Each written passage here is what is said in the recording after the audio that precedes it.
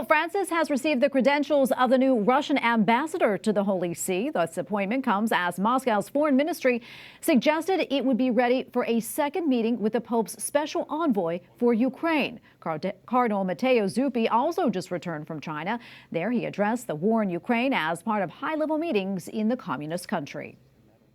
Joining us now is Vatican Bureau Chief Andreas Thonhauser, who has more on the Vatican peace initiatives. Andreas, great to see you. Can you tell us a little bit more about the new Russian ambassador and his meeting with Pope Francis? Sure, Tracy. So Ivan Soltanovsky, that's the name of the new Russian ambassador to the Holy See. His motorcade drove today into the Vatican, where he presented his credentials to Pope Francis. This is the traditional start of any ambassador's term, according to diplomatic protocol. The 68-year-old is a career diplomat, that's what we know about him, who was appointed by President Putin. His predecessor was one of the first ambassadors to be famously visited by Pope Francis.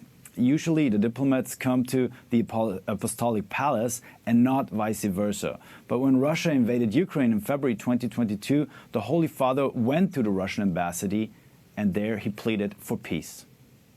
I understand before this appointment, Russia's foreign minister said that Moscow was ready to continue conversations with the Vatican. Can you tell us more about that?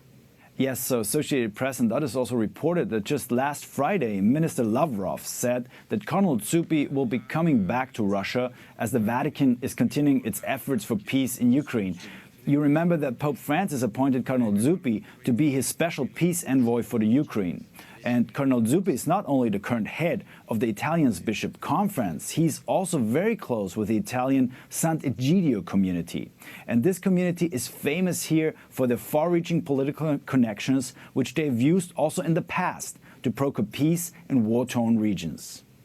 And speaking of Cardinal Zuppi, he just returned from China. What can you tell us about that trip? Yeah, correct. So he was sent to China to address the situation in Ukraine, basically. Many at first had believed that China would probably not even agree to a meeting with a high-ranking church representative. And we should not forget on that issue that despite the understanding on bishop appointments, there are actually no official diplomatic relations between China and the Holy See. Zuppi did meet with Beijing's special representative for Eurasian affairs, Mr. Li Hui. According to a Vatican press statement, they discussed the war in Ukraine and its dramatic consequences, emphasizing, the statement reads, the need to unite efforts to foster dialogue and find paths leading to peace. China, of course, is a very important player in this conflict, also because of its relationship to Russia. Andreas, wondering, was there any concrete outcome of this visit to China? Yeah, this visit really testifies to the long-held Holy See strategy to speak to everyone and to keep doors open. Pope Francis was just recently heavily criticized for addressing Catholic teenagers in St. Petersburg who were not able to come to World Youth Day. But by speaking at all times to both sides, Russia and Ukraine, also to other world powers such as China, but also the US, countries in the European Union, he hopes to be helpful in finding peace. Just right now, one thing remains certain, that this peace might not happen overnight, not just from one day to the other. Well, Andreas, thank you so much for that report. We appreciate it. Andreas Thonhauser, EWTN Vatican Bureau Chief. Thank you again.